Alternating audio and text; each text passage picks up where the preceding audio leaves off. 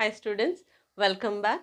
இன்னைக்கு நம்ம கிளாஸ்ல வந்து சைனோட்டிக் ஹார்ட் டிசீஸ்னுடைய கண்டினியூஷன், அதாவது ரெண்டாவது கண்டிஷன் ட்ரங்கஸ் ஆர்டீரியோசிஸ் அப்படின்னு சொல்லி ஒரு கண்டிஷன் பார்க்க போகிறோம். இது வந்து ஒரு சின்ன கண்டிஷன் தான். இதில் என்ன இருக்கும்னு சொன்னால் ஒரே ஒரு பாயிண்ட். சரி, நம்ம எல்லா கண்டிஷன்லேயுமே நான் ஒரு பாயிண்ட் சொல்கிறேன். அந்த ஒரு பாயிண்ட்டை நீங்கள் பிடிச்சிட்டிங்கன்னா you can write the condition very easily. சரியா? இப்போ இங்கே என்ன நடக்கும்னு சொன்னால், உங்களுடைய ரைட் வென்ட்ரிக்கலும் லெஃப்ட் வென்ட்ரிக்கலுக்கும் தனித்தனி கனெக்ஷன் இருக்குது. ரைட் வென்ட்ரிக்கலில் என்ன ஆகும், பல்மரி ஆர்ட்ரி கனெக்ட் ஆகி அது லங்ஸுக்கு சப்ளை பண்ணும். இங்கே வந்து லெஃப்ட் வென்ட்ரிக்கலில் என்ன இருக்கும், அயோட்டா இருக்கும், அங்கேருந்து சிஸ்டமிக் சர்க்குலேஷன் போகும். இதுதான் நார்மல் கனெக்ஷன். பட் இங்கே என்ன ஆகிடுமானா, இந்த ட்ரங்கஸ் ஆர்டீரியோசிஸில் என்ன பண்ணுவோன்னா, இது இந்த ரெண்டு இருக்கணும்ல, அதுக்கு பதிலாக ஒரே ஒரு ஆர்ட்ரி தான் இருக்கும், ஒரே ஒரு பிளட் வெசல் இருக்கும். அந்த ஒரு பிளட் வெசலில் இருந்து பல்மரி ஆர்ட்ரியும் டிவைட் ஆகும், அயோட்டாவும் டிவைட் ஆகும். அப்போ எப்படி இருக்கும்னா, ரெண்டுத்துக்குமே mixing of blood will take place. இந்த மிக்சிங் இருந்ததுன்னா என்ன ஆகிடுமானா, impure blood will go in for circulation. So கண்டிப்பாக there will be cyanosis in the body. அது உங்களுக்கு ஞாபகம் இருக்கணும். சரியா?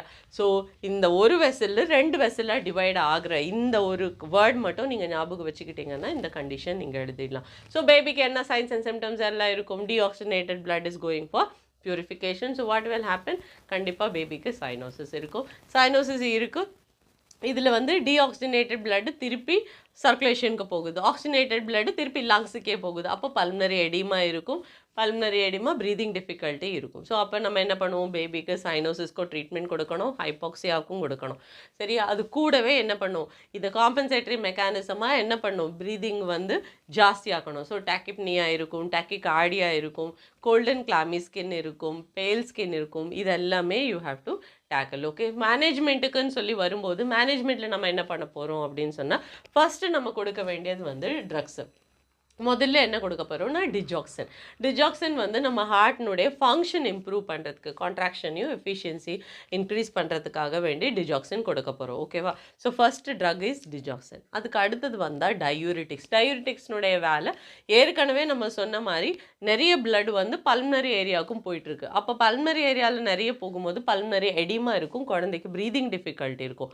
அந்த ப்ரீதிங் டிஃபிகல்ட்டி கம்மி பண்ணுறதுக்காக நம்ம என்ன பண்ண போகிறோம்னு சொன்னால் டயூரிட்டிக்ஸ் கொடுக்க போகிறோம். இப்போ டயூரிட்டிக்ஸ் கொடுக்கும்போது பிளட் வால்யூம் கொஞ்சம் கூட கம்மியாயிரும், அதனால ப்ரீதிங் டிஃபிகல்ட்டி கொஞ்சம் இம்ப்ரூவ் ஆகும். The next drug of choice வந்து ஏசி இன்ஹிபிட்டாஸ் கொடுக்க போகிறோம். இந்த ஏசி இன்ஹிபிட்டாஸ்னுடைய வேலை என்ன அப்படின்னு சொன்னால், எல்லா பிளட் வெசல்ஸையும் டைலேட் பண்ணுறது தான் வேலை. அப்போ எல்லா பிளட் வெசல்ஸ் டைல்யூட் பண்ணுறதுனா சிஸ்டமிக் சர்க்குலேஷன் போகிறதையும் அது டைலேட் பண்ணும், பல்மரி சர்க்குலேஷனுக்கு போகிறதையும் அது டைலேட் பண்ணி கொடுக்கும். அப்போ என்ன ஆகிடுமான்னு சொன்னால், சைனோசிஸ் வந்து கொஞ்சம் கூட கம்மியாகும். கொஞ்சம் கூட கம்மியாகும்னா அது ப்ரிவெண்ட் ஆகாது, பட் கொஞ்சம் கூட கம்மியாகும். ஸோ இதுதான் நீங்கள் மெடிக்கல் மேனேஜ்மெண்ட்டில் பண்ண போகிறோம். இது மெடிக்கல் மேனேஜ்மெண்ட்டு நம்ம பண்ணிவிட்டு என்ன பண்ணணும்னா சர்ஜரிக்கு பிளான் பண்ணணும். இது ஒரு டெம்பரரி மேனேஜ்மெண்ட்டு. சர்ஜரியில் பிளான் பண்ணும்போது நம்ம டிரான்ஸ்போசிஷன் ஆஃப் கிரேட் ஆர்ட்ரிஸில் சர்ஜரி பண்ணோம் இல்லையா, அதாவது ரைட் வென்ட்ரிக்கலில் இருக்கிறது நேராக பல்மனரி ஆர்ட்ரி கனெக்ட் பண்ணி அங்கேருந்து லங்ஸுக்கு போகிற மாதிரியும், லெஃப்ட் வென்ட்ரிக்கலில் இருந்து அயோட்டாவை கனெக்ட் பண்ணி அங்கேருந்து சிஸ்டமிக் சர்க்குலேஷன் போகிற மாதிரியும் கனெக்ட் பண்ணோம் இல்லையா, அதே மாதிரியான கரெக்ஷன் இங்கேயும் கொடுக்கணும். சர்ஜிக்கல் கரெக்ஷனும் பண்ணணும். அது வரைக்கும் நீங்கள் ட்ரக்ஸ் வச்சு கொஞ்சம் சப்போர்ட்டிவாக அந்த மிக்சிங் பிளட்டு கொஞ்சம் கொடுத்து ஓரளவுக்கு பேபியை சஸ்டெயின் பண்ணி நிறுத்தி வைப்பீங்க. பட் சர்ஜிக்கல் கரெக்ஷன் தான் பர்மனெண்ட் ரெக்கவரி கொடுக்க போகுது. சரியா?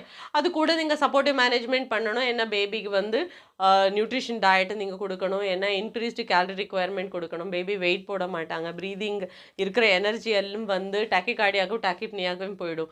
அப்போ பேபி வெயிட் போட மாட்டாங்க, வளர மாட்டாங்க, டிலேட் மைல்ஸ்டோன்ஸ் எல்லாமே இருக்கும். அதனால நீங்கள் நல்ல நியூட்ரிஷியஸான ஃபுட்டு கொடுக்கணும். ஒன்று இல்லை இபிஎம் கொடுத்து அது கூட சப்ளிமெண்ட் ஃபீடிங்கோ கொடுக்கணும். ஸோ ஏஜ் ஃபேக்டர்ஸ்க்கு ஏற்ற மாதிரி நீங்கள் டிசைட் பண்ணிக்கணும். ஓகேவா? ஸோ இந்த ட்ரங்கஸ் ஆர்டீரியோசிஸ் புரிஞ்சிச்சுன்னு நினைக்கிறேன். இதில் வந்து ஒரே ஒரு வெசல் ரெண்டு வெசலாக டிவைட் பண்ணி போகுது, அதனால mixing of blood and cyanosis நடக்குது. இப்போ சர்ஜிக்கல் கரெக்ஷனில் நம்ம இதை வந்து தனியாக ஒரே வெசலாக மாற்ற போகிறோம். ஸோ இதனுடைய கனெக்ஷன் தனியாகவும் அதனுடைய கனெக்ஷன் தனியாகவும் சிஸ்டமிக் பல்மனரி சர்க்குலேஷன் தனித்தனியாக பிரித்து எடுக்க போகிறோம். அப்போது எந்த ப்ராப்ளம் இருக்காது, பேபி வில் பி ஃபைன். ஓகேவா? ஸோ இந்த கிளாஸ் புரிஞ்சிச்சுன்னு நினைக்கிறேன். இன்கேஸ் உங்களுக்கு ஏதாவது டவுட்ஸ் இருந்தால் கமெண்ட் பாக்ஸில் கேளுங்க, நான் சொல்கிறேன். சரியா?